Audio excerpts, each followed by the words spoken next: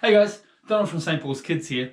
Now, sometimes I know people can feel a little bit lonely by themselves, but imagine if you were always that way, that even when you were with people, you still felt alone. And that's the story we're talking about today, a guy called Zacchaeus, one of the most hated people in his town. Now, this wasn't just because he was a tax collector, but because he was a greedy tax collector. He would take more money than he was supposed to, so he could get himself more rich. So he would walk along the town, he would strut. Now, he was quite short. They believe he was the second shortest person in the Bible, the shortest being Nehemiah. He was knee-high to a grasshopper. Sorry, dad joke. But Zacchaeus would walk along and he had to have a bodyguard because he was so unpopular that he was scared people would beat him up. So he paid some big burly guys that looked like The Rock, Dwayne Johnson, walking along next to Zacchaeus. And people would see him and they would scowl and cross to the other side of the road because they didn't want to be near him. And even if they got close enough, they'd spit at the ground because they were disgusted by him. And he would stand there in his stall with his guard beside him, and people would come up and he'd say, "Oh yes, how much do you owe?" And they're like, "Oh, I owe $50 because of this stuff." And he's like, yes, you've got interest payments, so that's gonna be $90. Sorry, you gotta pay. And he would have to pay all their money. So even if you had to get some medicine for your kids, Zacchaeus didn't care because they didn't like him, so he didn't like them. So he would take more money. He would write it down in the books for the Romans, and then he would write down his extra bit that he would take. And he'd close his books up, take them at the end of the day, lock his store, and walk with his bodyguard back to his big house. He would open the door. "I'll see you tomorrow, Boris." "All right, boss." Boris, the bodyguard, would walk off. Zacchaeus knew. He heard what he used to say. He hated him too. Zacchaeus didn't care. He didn't care about any of them. His servant would bring him the meal. He'd sit at his huge table in the hugest room in the house, all by himself. The servant would be there. "Is it all, sir?" "Yes, you can go now." "Right you are, sir." Off you'd go, and Zacchaeus would finish his big steak. He'd have to sit on the pillow on his seat so he could actually reach the table. He didn't care that if he ate with his mouth open. Every night he'd finish, put his forks down, look at the empty chairs, look at his empty house. A tear would come down his face because though Zacchaeus was very wealthy, he was incredibly lonely. So if only someone would just say, "G'day mate, how you going?" Just one person, and be genuine. It's all they have to do. "I'm not that bad a guy. I just want a friend." And he'd go, tears falling down his face every night, put his head on the pillow, fall asleep, wake up the next morning,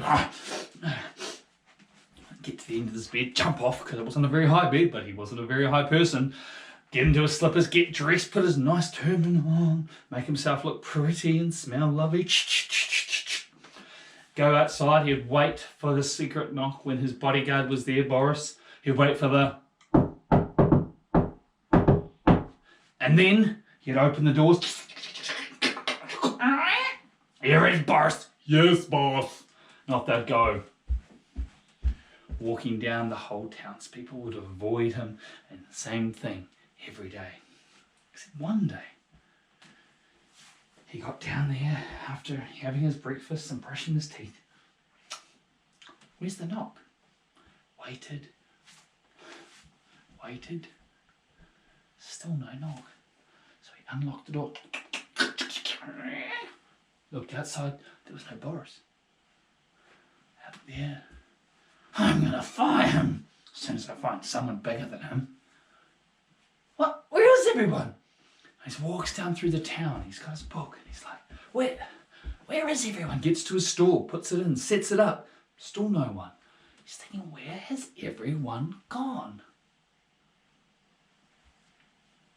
And then he just moves a little bit further out down to the market. And he sees people running past. This is where everybody is. What? And he sees someone run past. Hey, where's everybody going? And the guy started stopping. Oh, Jesus is coming. And he looks and he sees who asked the question. And a look of disgust comes over his face. Yeah, but he ain't going to want to see you, Zacchaeus. He'll know about your type. Zacchaeus just scowled back. Like, I don't care. But he knew who this Jesus guy was. He had heard about him all on the news. People had been talking about him for ages. They had said he'd made blind people see, that he'd been able to make people who couldn't walk. He'd even said some crazy things that had made the Pharisees, the super holy guys, super angry. It was talk he could be the promised king. Well, Zacchaeus just knew he had to see him. He didn't want to be the one person in town to not see this guy, so even just to get a glimpse. So he ran down fast as his little legs would carry him, and he got there, and he got to this wall of people. He tried to come through, sort of squeak, excuse me. People made a little bit of room, then they'd see who it was. Oh, sorry, mate. Oh, I remember that. And he couldn't get through the whole crowd. It was like the back of an all-back scrum. He couldn't get through. It was immovable. So he saw some kids sort of weave under legs. So he started trying to sneak under people's legs to get closer. People would see who it was and he'd stand on his hand. Ah, sorry, mate. Didn't see you there. You don't want to be here. You don't want to be here. Get out. Zacchaeus was getting really angry. Not only did his hand sting and swell, and you could feel it was really sore, he couldn't see this Jesus guy, and he had to. He could hear the crowds cheering further up the road. He knew he was coming, and he was going to miss him. He was desperate. He thought, and then something caught his eye. A huge pohutukawa tree. So he ran up to this tree, climbed up as far as he could, got himself in a nice position, moving along to some branches so he could have a really good view of the road ahead. And he moved some branches, and there he saw him. This guy who's obviously Jesus, and his mates coming down the road. And he stopped at one point, and he grabbed this guy's hand. Now, he knew who this guy was. He was this guy who had been, couldn't walk, a paralytic. He was born immobile. His legs wouldn't work. And then he saw Jesus just pick his hand up and then pull the man up. And he walked along and he danced and he was, woohoo! Everyone's like, oh, whoa!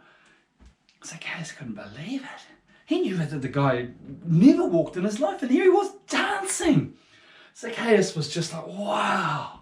And he watched him, and they came closer. He's going to pass straight under his tree. So he watched him more, and then he disappeared out of view. So Zacchaeus just opened up the other side so he could see him pass. And then he heard this, oh, what's going on, Jesus? What are you doing? All of Jesus' mates had stopped, because Jesus had stopped really abruptly and started staring. Zacchaeus was looking, waiting for them to pass. See them? Something over here. And he heard these words from one of Jesus' mates. Hey, Jesus, what are you looking at? Zacchaeus' eyes went like plates. Oh no. He looked down. Moved a branch. I must be wrong. Moved again. Oh no. There was Jesus staring straight up at him. Now one of the people in the town looked up and thought, what?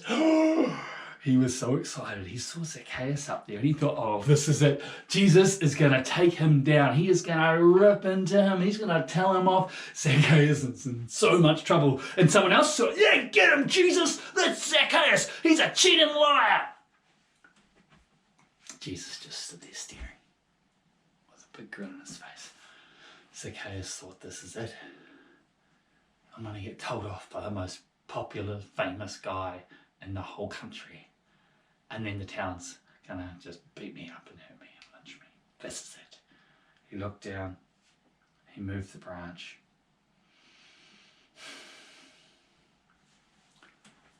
Looked straight Jesus' eyes. Jesus looked up and he smiled. G'day, mate. How you going, Zacchaeus? Zacchaeus was like,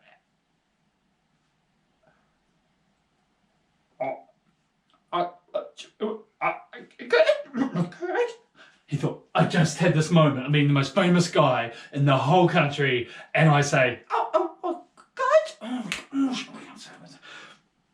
Do you want to come down, bro? Jesus asked him. Not really. Come on. Come on, mate. Come down. It's really... He bounced and fell down and splat. He looked up and there were 2 sandals. Looked up and followed. He fell right at Jesus' feet. Zacchaeus thought, well, at least someone said mate to me once. I said, Jesus knelt down, offered his hand. You need a hand, mate? Pulled him up. Zacchaeus was dumbfounded. Jesus said to him, hey, me and my mates, we need somewhere to go for dinner tonight. Can we come to yours? Sorry? Well, the whole crowd was stunned silence that Jesus, A, knew about Zacchaeus, who he was, his name, and B, that he just invited himself to his place for dinner. The mayor of the town was thinking, oh yes, darling, to his wife, we must get our house all in order because Jesus is, and we are the most important people in the town. Jesus is coming, he'll come to our house. Instead, he went to the most despised, unpopular guy in the whole town. People were like, oh! Someone reached over, hey, Jesus, his name's Zacchaeus. He's a tax collector and he steals from everybody. He takes more. Jesus just said, it's all right, I know who he is. So, are you going to invite us, Zacchaeus? Zacchaeus looked up. He couldn't think of what to say. Sure. All right, lead the way. People's jaws were on the ground like, as they watched Zacchaeus lead Jesus to his house. People slowly followed. And Jesus said to him, you can invite as many people as you want, man. It's up to you. You can have as few as many. He was like, can I invite that guy you here? Sure, yeah, anyone, mate. It's your house, dude.